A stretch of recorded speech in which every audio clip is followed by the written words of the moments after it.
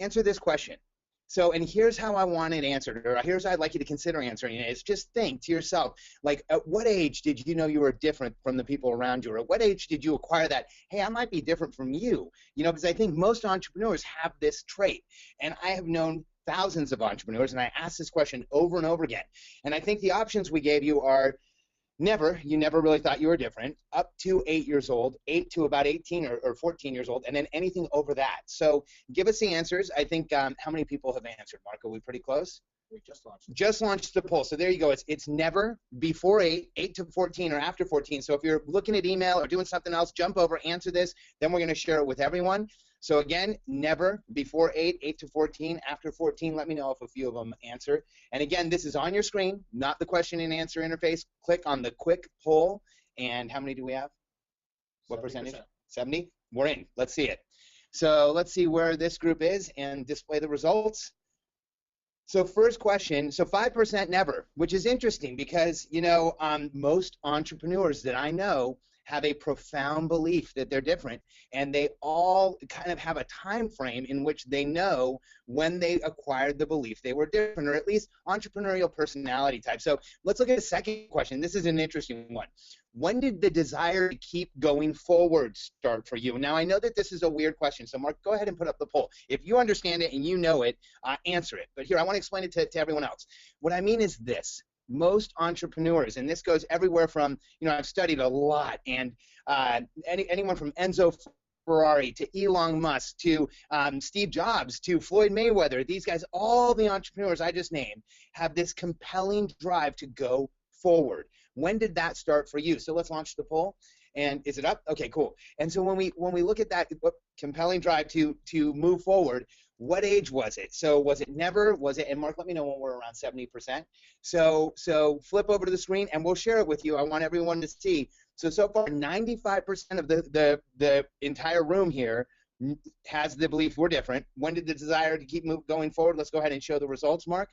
So what age was it when you had acquired that desire to move forward?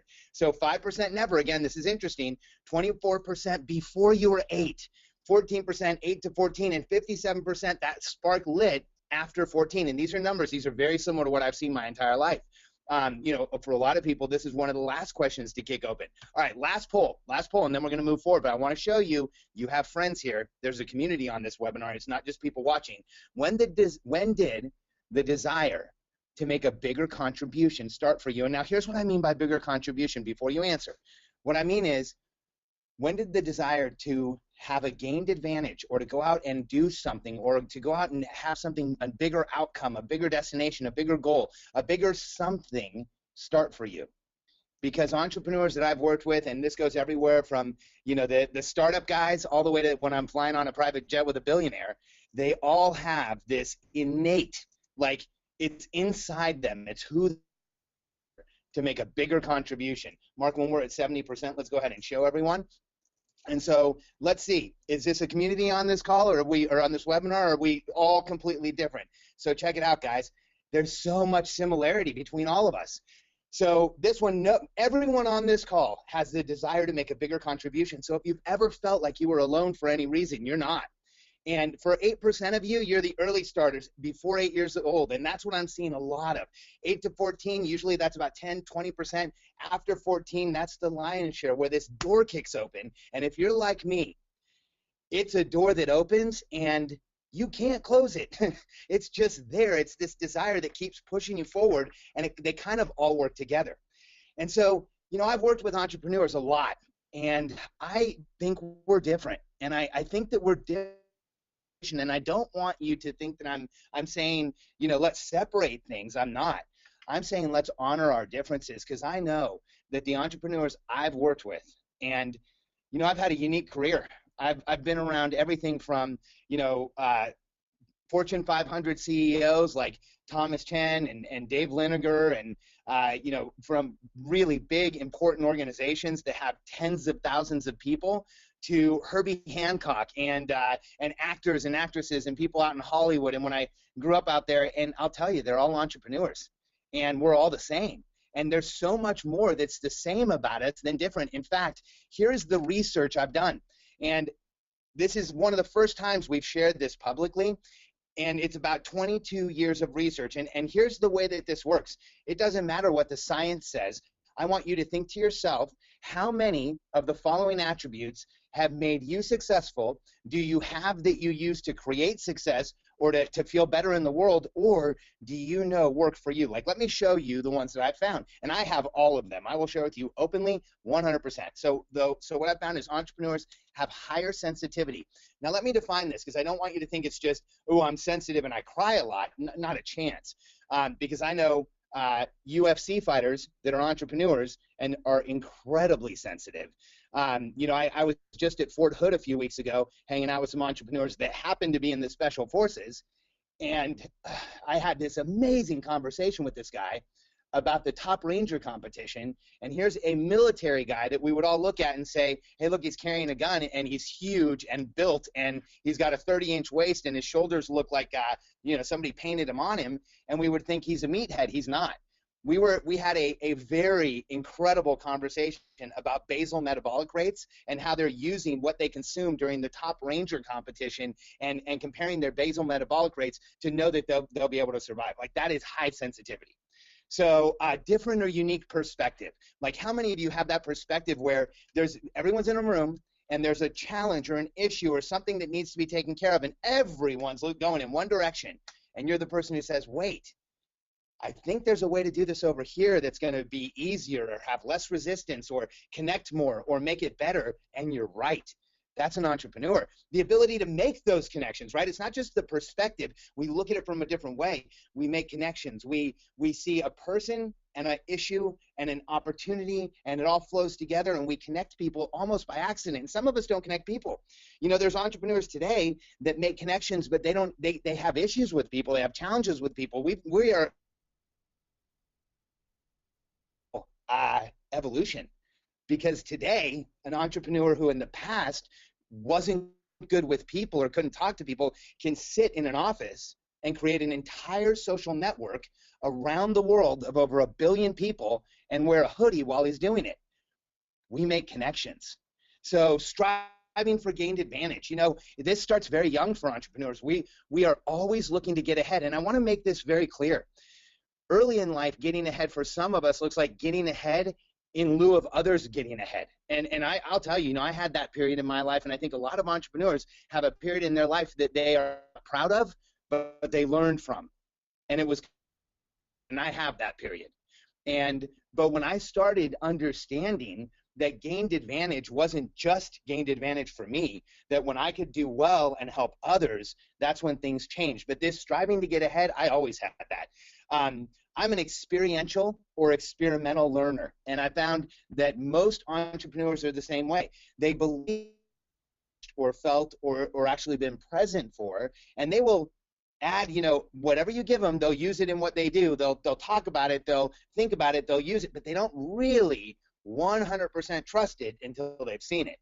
And then some entrepreneurs don't trust it the second after they've seen it, because they'll say, hey, whatever just happened, it wouldn't happen the same way a second time. If you're an entrepreneur, you have the quantities of data. Now remember, you might not have all of these, and these are all continuums, right? Some have super high sensitivity, some maybe it's in the middle or lower, but this consume large quantity of data, I see this in almost all entrepreneurs, even the ones with like dyslexia or absorption issues, or they can't really get information in, they figure out a way.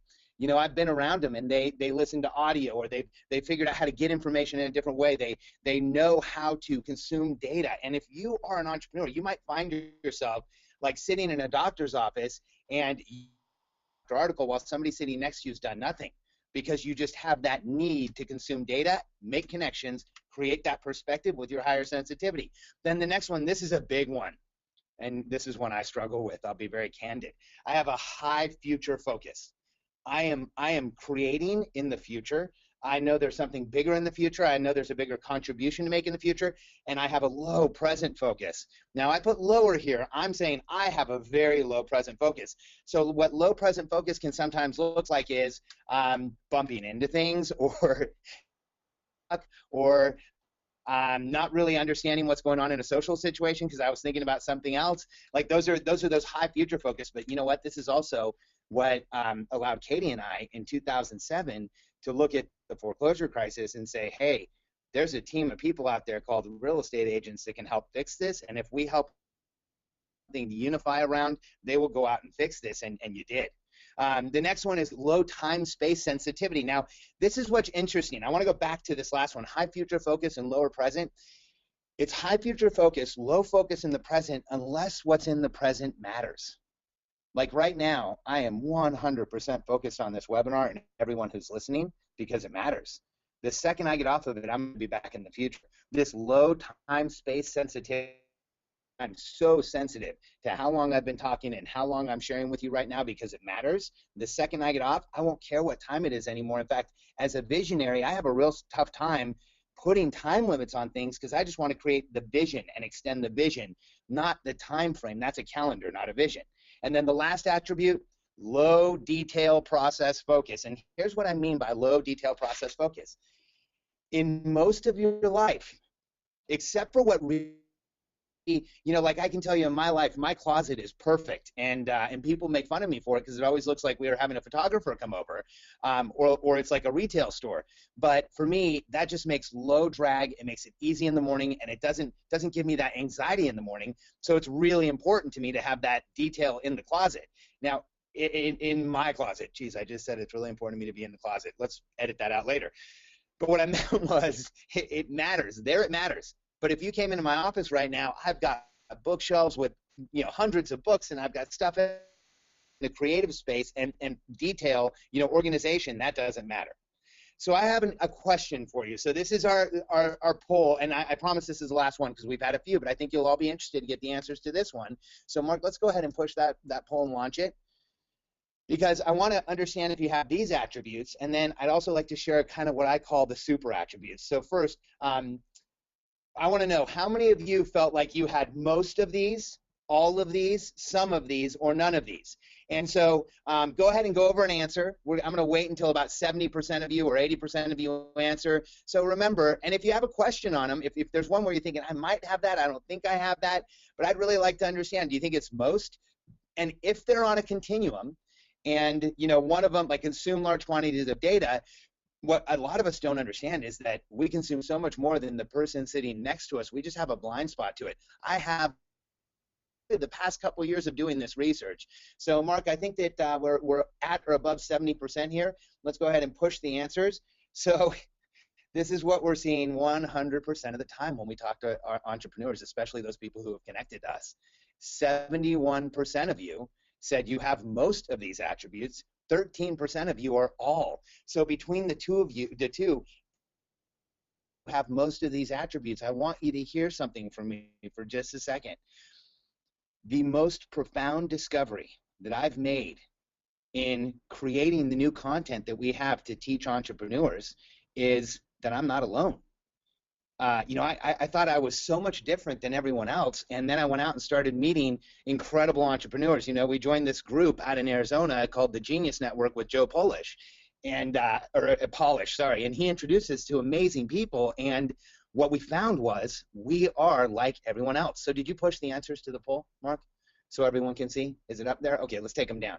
So what we found was, I'm out there, and we met Arianna Huffington, and she's just like us, and we met like us. And I've known Brendan Burchard for a long time, but in the room of entrepreneurs, context changed, and I realized we're all the same. And that's the research we've been doing. And I'll give you two more attributes. I just want you to think about this to yourself now. We're not going to launch polls, but this is how the world describes emotion. And I've always had a challenge with this. In fact, since I was very young, I've had a hard time understanding the language around emotion, because people would say things like, are you happy or sad? And here's the issue. And again, just play with me for a second. And as my good friend and mentor and, still my mentor, Howard Brinton, used to say, refrain from judgment just a minute. Because here's what I think about our personality type, is that we don't really feel happy and sad. In fact, what we've done is throughout our lives, we have be and connected sad to what we really feel, and this is how we translate our feelings to most people around us. Because I don't really feel happy or sad. Let me share what I mean. And I want you to also know that I've talked to hundreds and again, maybe thousands of entrepreneurs, and it's just the same feeling. See, what I feel is this. I feel momentum. And in my life, I feel like I either have forward momentum like this. And so this is what it looks like for me. I get up in the morning and, I go downstairs, I work out, I have two different drinks that I have. I kind of have a very, very tight morning routine. Typically, my youngest daughter gets up right about the time I'm done working out. She comes in and hangs out with me, and that's where we spend some time and we talk. Like, that moves my day forward, right? That's the beginning. That's how I go. That's how I get going. And then for me, I leave the house, I go to the office, and I get caught up in the momentum of the day, and I'm intentional. I do planning in solitude. So most of the time, it really works well. I'm going in a direction, and everything's awesome. And then, the momentum-based being, because everything in your life is going well. And for me, it's like as simple as an email with an IRS notice. Like, if the IRS ever emails me, that throws off my entire day, because I've had problems with the IRS, and that is like, that if there's ever an email that in and of itself can have negative energy and stop your day, it's that one, right? And then what happens to me is this. And it doesn't matter what's been going on. Like, I can have the best day ever. The second that email hits, like, oh crap, everything's screwed. And I'll share with you, we used to call this the entrepreneurial spiral. But now, we now believe this is just, we're momentum-based beings. Entrepreneurs are momentum-based. We move forward. And what's funny is we move forward, but here's what I'll share with you. This might be confusing for the people around you, because you move forward based on what you believe moving forward is, not based on what the world believes moving forward is. And this causes confusion and frustration for us all the time. I know it has for me. I judge my momentum different than the people around me do, and people get mad at me. I think of entrepreneurs like Tiger Woods when he used to, and it's a tough example these days, but it's a good example of like, my momentum is what matters. He would win a golf tournament, and they would say, what did you think about how you played today? And he would say, I didn't bring my A game, because he didn't feel forward momentum. He won, but it was what he was feeling that mattered. I've been on and I was with one, and I, runs a huge company out of New York, and a really good guy. He and his brother run this organization, public company. I was with him when he got an earnings report, or got the notice of what the earnings report would be. And the Wall Street was congratulating him, and he was, his team was excited that they made their earnings. The stock price had gone up that they made their earnings, and he was absolutely throwing a fit and couldn't focus. And everybody around him thought he was crazy. And I didn't look at it that way. I mean, I knew there was something else there, because you don't get to be a billionaire. The world doesn't give you $1 billion unless you did something right. And he was a good guy. I knew he did something right. So I went and talked to him, and he said, I said, like, what's going on? And he said, for 12 or 13 quarters, I've had a stretch goal. It was my stretch goal, and I missed it. And he actually said out loud, like, I don't care what the papers say. I don't care what the stock price did. What matters is to me. So I think entrepreneurs are, what matters is to me, momentum-based beings, because don't judge, how somebody reacts to what's going on in their lives. It's all relative. It's all perspective. If you feel this way, that one of the things that has to continue to happen in your life is you move forward. And so much of what we do today doesn't move us forward and challenges us. And that's why I think, the entrepreneurial personality type is different. And I think it's something that we really need to understand and protect. And when I say protect, I use that word very deliberately. And here's why. I think there's another part of us, and another reason why the super attribute. The first one's momentum. The second one is, I think we live a life driven by questions. That's why I started this webinar with questions. That's why we call our event Socrates. That's why we use diagnostics, because here's what I believe. I don't believe that your solution lies in somebody else's tactic or in somebody else's process. I believe your solution to whatever you want in the right questions, and having those open up the solutions for you like they have your entire life. Because every time my life has accelerated forward, and I've been able to lower the pressure and noise that I feel every day, and increase the protection and support around me, and increase the contribution that I'm making to the world, my strengths and abilities show through and I move forward. And I know we're driven by questions. That's how I got here with you today. And that's why you're on this webinar, because you were curious, just like Howard used to say. And you know, when we look at these attributes and we really think of them and we realize how many of you, 84%, either all or some of these attributes you grew up with, and 100% of you say some. So I'll share with you my experience of attributes. You know, for me, it's you know, I don't think that attributes is the right thing to call them. I actually think what these are is entrepreneurial strengths. These are the entrepreneurial superpowers that make people. You know what I mean by this. You know, there's a guy I know, Dave Asprey, this amazing guy who used to be overweight and didn't feel smart. Like, how hard is it to live in the world and not feel smart? And so he started doing research on supplements and, you know, how do you make your body better? And is there anything else that I can do to gain an advantage? And he's an experiential learner. So he went out and did it himself. And the guy's like an encyclopedia of the human physiology and metabolism and the latest supplements. And I mean, I love spending time around him. He has a 1,200 square foot biohacking facility at his house. So he's amazing. And every one of these attributes is something that made Dave Asprey amazing. Like, one of the guys that I follow, when he says something, I read it because I know he's done the research and he's making a contribution to me. But here's what I know about these strengths. They're also, they can be challenging. You know, when we really look at how do these show up in the world. When we go to the next slide, let's just start with high sensitivity. This is an interesting entrepreneurial strength because I'll show you a way that this one like really shows up for me. When I'm speaking, I know which way a room is going. When I bring somebody up on stage at Breakthrough, any of you who were there or saw the videos, when we do a hot seat, I can see kind of through facial cues and body cues how they're feeling. Better questions. Sometimes I look like a fortune teller, but I want to dissuade anyone from thinking that. What it really is just a higher sensitivity to what's going on with that individual. And so in school, however, that entrepreneurial strength of high sensitivity was a little bit different. You know, high sensitivity caused an action or behavior. Today, I just told you what it does. It makes me millions of dollars, and it makes me, you know, a skill set that allows me to kind of create my own life. That's a pretty amazing skill. However, when I was a kid, here's what high sensitivity looked like. High sensitivity when I was a kid looked like, hey, excuse me, teacher, somebody out in the hallway, or hey, you know, I looked up and the fluorescent lighting threw me off, and now I didn't hear the directions, or I was paying attention to something else really intently, and then I didn't understand what the class was doing.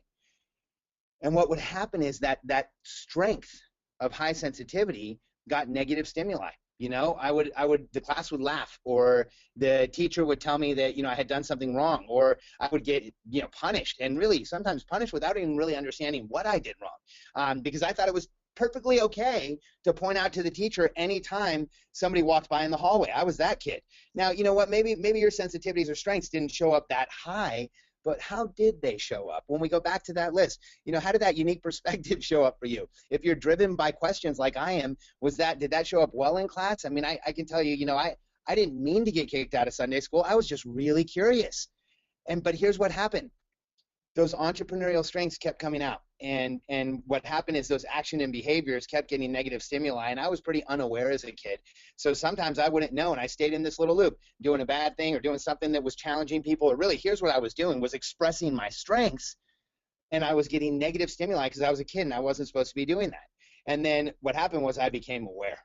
And if you don't know you're getting negative stimuli, it doesn't really matter. But when you gain that awareness that they're laughing at you, not with you, when you gain that awareness that you said something that everybody thought was weird, when you gain that awareness that you're on the outside looking in, then things change, because there is a negative feedback to stimuli, and you feel that negative feedback to stimuli. And then there's this reflexive or protective suppression of strength. And here's what I want you to understand about this model. This is a scientific model. This is based on operant conditioning. This reflexive protective suppression of strength is a natural evolutionary suppression of a behavior that causes negative stimuli. The simplest explanation is put your hand in a hot pan, it burns. Take it away, it doesn't burn any longer. We probably won't do that again. How does the math work here? And I can tell you how it worked for me as a kid. High sensitivity, I did that action or behavior. I got the negative stimuli with a high level of awareness. The negative feedback or stimuli for me only increased because I had more and more trouble, higher pressure and noise. That reflexive protective suppression of strength became evolutionary suppression, and I reduced my behavior. And in some cases, I stopped it altogether. And it was years. I mean, some of the things that I'm capable of today, I've only become aware that I had those capabilities maybe in the last 5 or 6 years. And I'm 42. And I think that there's so many of you on this webinar that are in the same boat. And you have capabilities and you have strengths and you can go get what you want. But for so long, you've been in this loop. And this loop sucks because we put ourselves in this loop too. Replace high sensitivity with education. You know, we go out and we get education and we have this feeling of positive gain. And I think people like you and I are addicted to happy chemicals. And the problem with most education, the reason that what we have done is so different is that we sold 47,000 of our classes. 45,000 people finished them. That's the biggest record we ever broke because that's like the highest level of adoption for an information product you'll ever find. And it's because we didn't want people to have education with a feeling of positive gain, no positive gain, then there's this negative feedback. And guys, we've had negative feedback our whole lives. So when we go get education that's undirected and we don't move forward with intention, and there's that feeling of positive gain, but it doesn't come true, we start creating these own negative feedback loops. I want you to switch this around. See, what I can tell you is that if we can start to activate our strengths and we look at those actions or behaviors, we get this positive stimuli, we become aware, it gives us positive feedback, we have this reflexive natural focus on strength, which I want to tell you is an evolutionary increase of behavior. So evolution's working with you here. And you know, I'm not making a case for either creation or evolution, but I am saying that people are changing, we're getting bigger over time, we're getting smarter as time goes on, there's more technology to support us, and I believe that today we have an opportunity to reach a new level in our strengths than we have not had in history because of the data that's surrounding us, the shortcuts that other people who have done amazing things have left for us, and what's going on in the world. And so as an entrepreneur, I want you to play with me for a minute, because this strength that I have of high sensitivity, here's how it shows up in the world. You know, when I go out and I have this high strength, this strength of high sensitivity, this makes me look like a CEO, like a marketer, like an editor. You know, I can go through video and do things that most people don't see. I'm a speaker. I can be in front of an audience and really guide the audience. I can coach people because I can hear what's going on with them. I think all of you would agree that these are strengths that, if you know anything about me, have made me very successful. But I'll be very candid. When there's a lot of pressure and noise in my life, when things aren't going well and I don't feel that forward momentum, that same strength of high sensitivity shows up as frustrated or confused or angry or irate or irresponsible. Me, same person. You know, this is why we all look like such contradictions. This is why our whole lives we've been hearing, why can't you apply yourself over here like you do over here? Because the same strengths that make us amazing and special and capable and able to go out and make a contribution are the same strengths that, you know, when pressure and noise is high, make things really tough for us. And because so many of us have experienced that evolutionary suppression, things have only gotten tougher. And over time, we make it tougher through the education loops or the negative feedback loops we get in. It's tough. And we have a better way. We've been working on content for over 4 years now for entrepreneurs, and this is kind of the resolution where we're going with this, because you don't have to live with your strengths feeling like a liability. Because when I replace on this graph and we just think of, let's just instead think of pressure and noise. And when we think of CEO and marketer and editor and speaker and coach, let's just let when we think about frustrated and confused and angry and irate and irresponsible, and let's just add in like ADHD and social anxiety disorder and depression and Asperger's and developmentally disabled and what else? Dyslexia. What else have you heard? What else are your kids hearing? What else are the people around you hearing? Because to me, it's all pressure and noise. And you know what Katie and I have done for the last 12 years for entrepreneurs is we have lowered pressure and noise. And we've showed them how to increase display of strengths and abilities and contribution through getting protection and support. And my belief is that when we look at this this diagram of the attribute with the action or behavior, and we just go to the right again, that lack of awareness or concern, that negative stimuli, that evolutionary suppression. See, I think that as entrepreneurs, there's a reason we live life by questions, because I know for me that maybe one of my skills is that I have a high level of awareness. And for me, I know that the first question my life started with was, how do I stop pressure and noise? And I don't know the spoken question, but I know that what it used to feel like when I was really small was pressure and noise. And I know that that question, as soon as I was maybe not even nonverbal, transitioned to what's wrong with me. And I think that that's the question that drives most entrepreneurs our whole lives.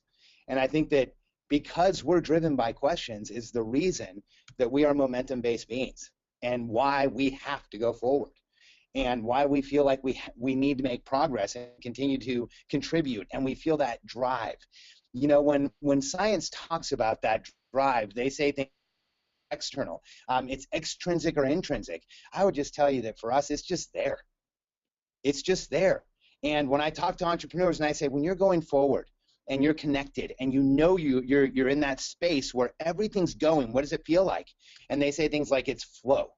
And I love that, right? I'm in the flow, or I'm in the zone. I can just see where I'm going to end up. I can tell the future. I'm having a Zen moment. This is one of the ones I like because normally it's out of his mind and bouncing up and down, but he's using the term Zen, which usually is like a monk attending to a rock garden, or what are some of the other, in the moment, right? I'm just there. I'm connected. I'm present.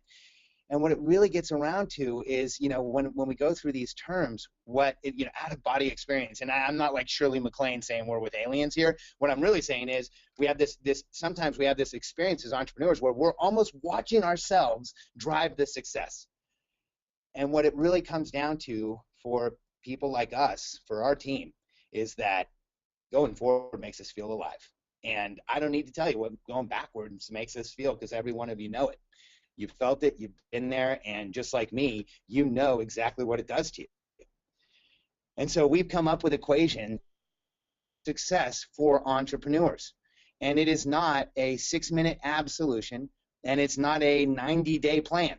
I think that one of the challenges for us is that we've been sold on those types of solutions, and all that makes us do is when our abs don't show up in 6 minutes, we feel like we're going backwards. We need to stay away from those types of things. We need to stay away from anything that tells us we're going to be successful in a time period shorter than we know we can.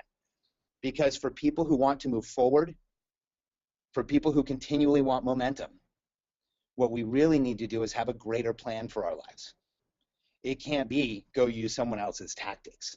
It can't be tell me what you did and I'll do exactly what you did, because and I know you're unique. And and I know that list of attributes that I showed shows up differently for each one of us. And that means that the way we put ourselves out in the world has to be unique as well. But we have a plan. See, I know that most of us come into this world with a certain amount of pressure and noise. It's there. My level was very, very high, but I know so many people who came into this world with much, much higher pressure and noise. Some, you can see it. You can see that they can't move right, or they can't even talk right. They have really high pressure and noise. You'd be surprised how many are entrepreneurs. I know that if you can lower pressure and noise, something magical. If we can increase protection and support. See, the way we lower pressure and noise is we increase protection and support. And if you're like me, had early in life probably came from your family, which was so vital to me surviving. My parents and my sisters were so supportive of me. Not really knowing a lot of what I was going through, because I think as kids we keep most of it secret. But that protection and support was amazing. And then I also provide protection and support for myself. I remember one of the most important things that happened to me as a kid was when I got a computer and I could connect to other people, because in the early 80s or late 70s, early 80s, you're only connecting to other people like me. And I found out I wasn't alone. And that lowered pressure and noise. And that let me get through school. And at least I graduated from high school, because college just was not going to work out. I could not lower the pressure and noise enough to make it through college. But here's what I know, and I know that you know this too, that there's been times in your life when you've had protection and support, that your unique strengths and abilities show through. And you access that place where you're in flow, you're in the moment, you're having that experience, you're almost watching yourself drive success. And I believe it's because there's an empirical equation that says ask for protection and support. It lowers pressure and noise. And the exchange for having the courage to ask is that our unique strengths and abilities show through. And I believe that when our unique abilities and strengths and what we can do, and those attributes I showed you and how they all show up, we increase certainty and freedom. But what we really do is we increase contribution and growth. And that, because over the time in our lives, if you're like me, that driving force that made you go forward is now a driving force that is making you want to contribute. And I get it. I know, and I watch and entrepreneurs struggle all the time, because they get this contribution bug, and they contribute more than they can. And it ruins their businesses, or it puts them in really bad places, and pressure and noise goes up. And then you have somebody who all they were trying to do is contribute their whole lives, and now they're bankrupt. Or you have someone who gets this contribution, and other than where they make money, that now they've created instability for their families, pressure and noise goes up, and that's a really challenging place. And I know that any entrepreneur, anyone who's on this webinar, can lower pressure and noise by increasing your protection and support and asking for it, and using your strengths and abilities, and you will create certainty and freedom and increase your contribution. And I think this works for anyone. I think if we look at some people in the world today, you can see, amazing people out there doing amazing things for people like us, that this math equation works. When I look at Joe Polish out in Arizona, he very openly admits to anyone who will listen that he used to be an addict. And today he runs this company called Genius Network. And his way of asking for protection and support at the very beginning of that company was, he was an introvert. He was, I'm sure, because I've struggled with the same things Joe has. And I know he was an introvert, and I know it was hard, and I know he went out and asked for protection and support. And here's what he did. He started asking important people for protection and support. And then this thing happened. Joe's unique strength and abilities came out, and that guy who sits in an office in Arizona with cartoons covering almost every square inch of the place, and then an office, controls what I believe is the most powerful network in the world. Because he's the only guy I know that can get a hold of Bill Clinton, the Dalai Lama, Frank Kern, and Tony Robbins and set up a meeting. That only happened because Joe lowered pressure and noise.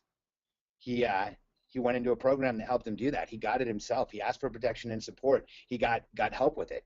His unique strengths and abilities to connect people came through, and it increased in certainty and freedom, and it blew contribution out of the water for him. I mean, that guy's done so much for Katie and I, and so much for entrepreneurs. It's amazing. And so that's the trade-off. And I think that for this to work, it has to work for everyone. And so there's an entrepreneur that inspires me. His name's Rick Hoy.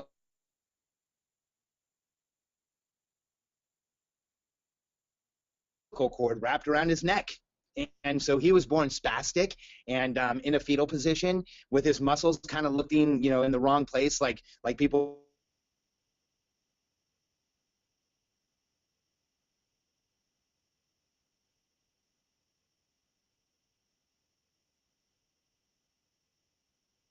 Rick Hoy.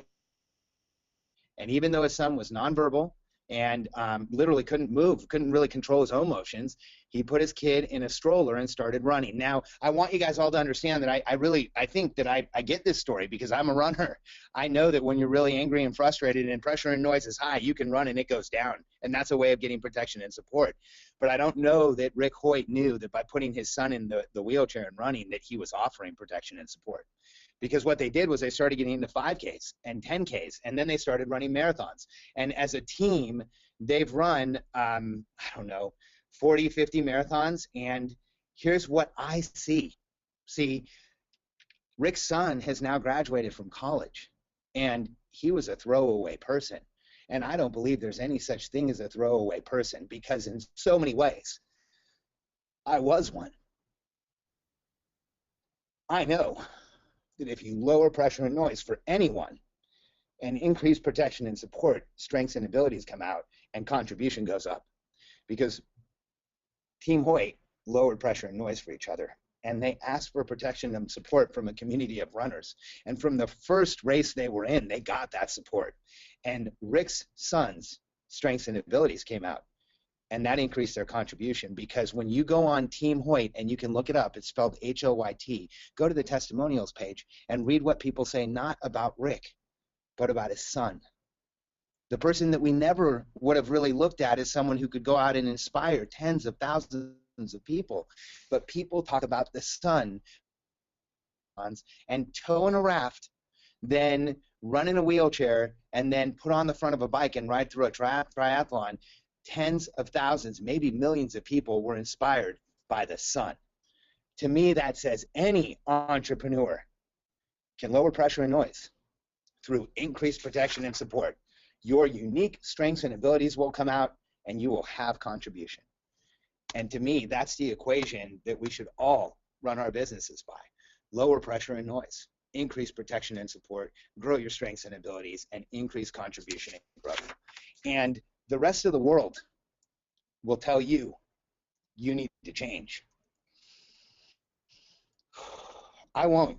See that entrepreneurs are special. And I think you're here to do something special. And I don't want you to change. I want you to understand who you are. And I want to help you understand how to lower pressure and noise. And I have friends who will do the same thing. And I want to help you increase protection and support. Because in my entire life, this is an equation that I've had the privilege of running over and over again with incredibly special human beings. And at the end of that equation, what's happened is I've got to watch the contribution and growth that occurs, and that is where we're going as a company. So we don't have anything to sell today, because I just want you to go away with a message. There's nothing wrong with you. All you need is protection and support. And we look at entrepreneurs one of two ways. You either have the protection and support you need to reach your full potential, or you should be assembling it, because none of us goes anywhere alone. And every time somebody says, I don't want a team, or I don't want to do this, or I don't want to do that, I think to myself, any present constraint is creating a limitation in your future. And I think the present constraint that most of us live with is there's nothing wrong with you. All you need is protection and support. When we look at it this way, things change. If you go to sharfen.com Connect, there's two options, and I want to be very clear because I think I've shared some really important information with you, and I want to slow all of you down just a little bit and just let you know what the options are. If you go to this webpage, you can either come to Austin and come to one of our targeted one-day interactions where we share this content and much more, because the same technology that we have here on the front end to explain to you what it really is, my team and I have assembled a list of technologies on the other side to show you how to maximize who you are and move forward. Now, I want you to know that there will be more opportunities to go anywhere, and if you can't afford to come to Austin, then please don't, because we will have a content product in the next 60 to 90 days that will be more accessible than a trip to Austin, and we will make you aware of it. So if you'd like either to come and see us or to get on the list so that we let you know when we're putting out our product, go to sharfin.com/connect, and I look forward to connecting with you. And Mark, if there's questions that you think I should answer, let's go ahead and do that.